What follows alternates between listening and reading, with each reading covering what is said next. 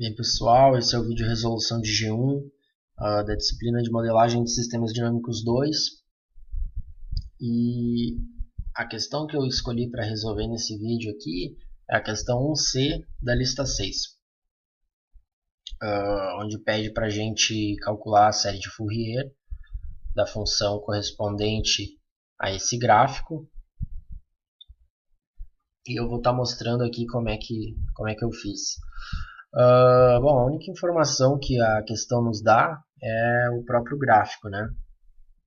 Então a gente tem que descobrir quem é a função, depois quem é o L, quem é o A0, o AN e o BN. Então vamos lá. Bom, aqui dá para ver que a função vale menos 1 no intervalo de menos 3 até 0, e depois no intervalo de 0 até 3 ela vale 1. Então eu escrevi aqui essa sentença aqui, onde é a função que corresponde a esse gráfico, né?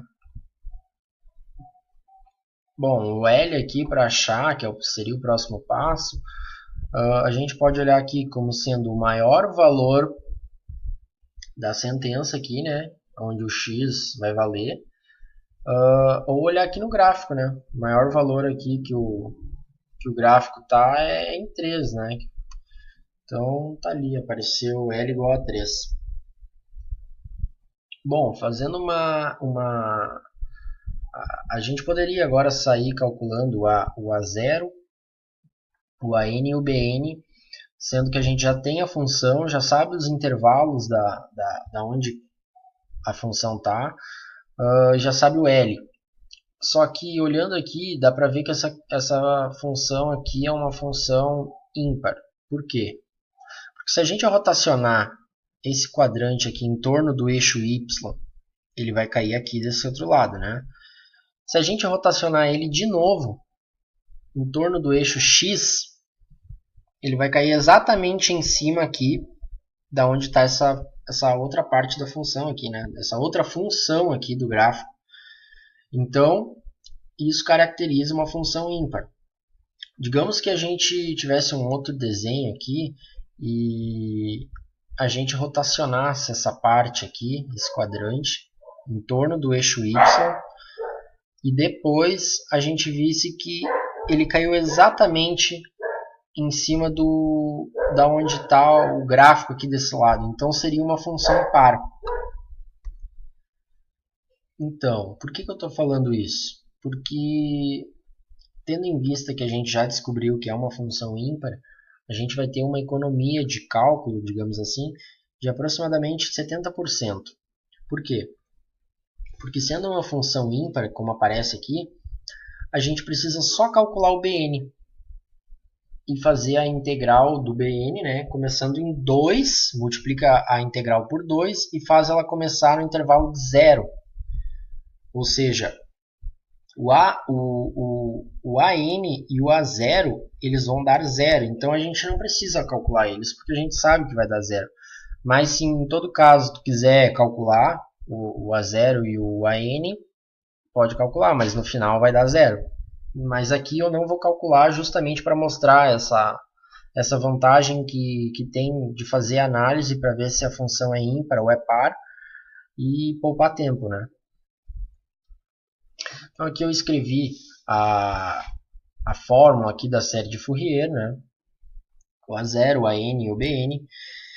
E o nosso BN ele vai ser multiplicado por 2 e começado em 0 da função ímpar, né? Vezes o seno de nπx sobre L. Já substituindo os valores, o nosso L lá era 3, né? Então aqui eu já fiz a integral e ficou 2/3 da integral de 0 até 3, de 1, só pegamos a parte positiva lá do gráfico, né? Que valia 1, e multiplicamos por seno de nπx sobre 3 dx. Então aqui eu já deixei tudo pronto, só para eu ir explicando, né, o que eu fiz. Bom, aqui eu escrevi a mesma função que estava, a mesma integral que estava lá atrás, na outra parte. E qual é a integral de seno de kx, né? Porque isso daqui é um seno de kx, está multiplicando o x aqui. E o k, nesse caso, é o nπ sobre 3. E a integral do seno de kx é menos 1 sobre k vezes o cosseno de kx. Então aqui ficou o seguinte, ficou menos 1 sobre essa fração aqui que seria o k, né? Então, no intervalo de 3 a 0, de 0 até 3, né? E ficou assim. De modo que eu passei esse 3 aqui, multiplicando lá para cima, ficou menos 3, para poder simplificar aqui com esse denominador do 2 terços aqui. Então ficou menos 2 sobre nπ, cosseno de npx sobre 3, de 0 até 3. E aqui nessa parte, eu só substituí, né, os valores, resolvi aqui, substituí os valores aqui de integração no x, aqui no lugar do x, e deu isso daqui, onde ficou menos 2 sobre nπ vezes cosseno de nπ vezes 3 aqui dividido por 3, simplificou, ou seja, vai ficar aqui do outro lado só o cosseno de nπ, mais essa parte aqui onde eu substituí o zero. Aqui dentro desses parênteses vai ficar zero, e o cosseno de zero é 1. Então, essa parte aqui eu não coloquei desse outro lado aqui. De modo que o nosso BN ficou esse resultado aqui, ó. Menos 2 sobre nπ, cosseno de nπ, mais 2 sobre nπ. Aqui eu fatorei só para ficar mais fácil e comparar depois com o resultado do gabarito. Coloquei o 2 aqui, o 2 sobre nπ em evidência, multiplicando por 1 menos o cosseno de nπ. Se fazer a distributiva aqui, volta ao mesmo resultado que está aqui. Então, aqui é o seguinte, agora a gente só substitui normalmente lá naquela fórmula que eu mostrei da série de Fourier.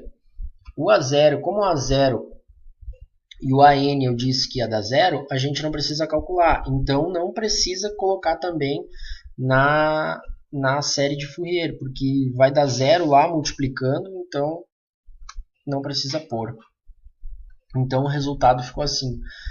Somatório, quando n aqui é igual a 1, de infinitos termos, do Bn, né, calculado aqui, multiplicado, perdão, por seno de npx sobre L. No caso, como nosso L lá era 3, deu 3 aqui o resultado.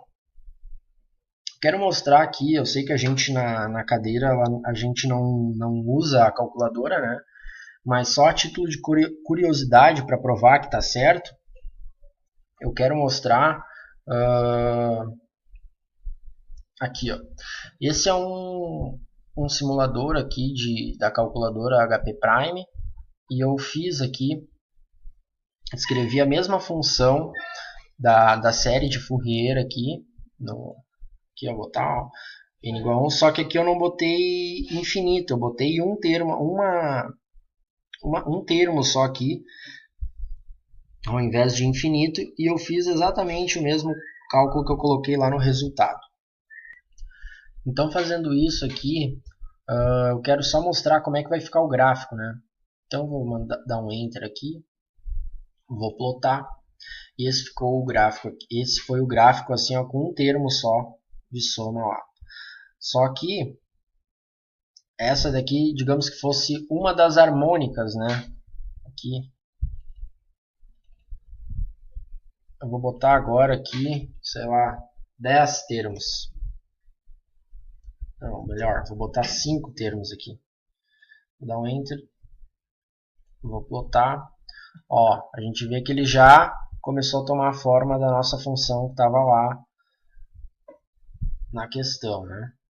Então, eu vou voltar aqui. Isso aqui é só mais a título de curiosidade mesmo, para ver como, para provar que a gente não ter calculado o AN e o BN perdão, o AN e o A0 não influenciam no nosso cálculo. Claro, aqui tem bastante ainda, digamos assim, ruído, né? Mas eu vou fazer aqui com mais termos para dar uma resolução melhor. Vou fazer agora aqui dar uma exagerada com 1000 termos.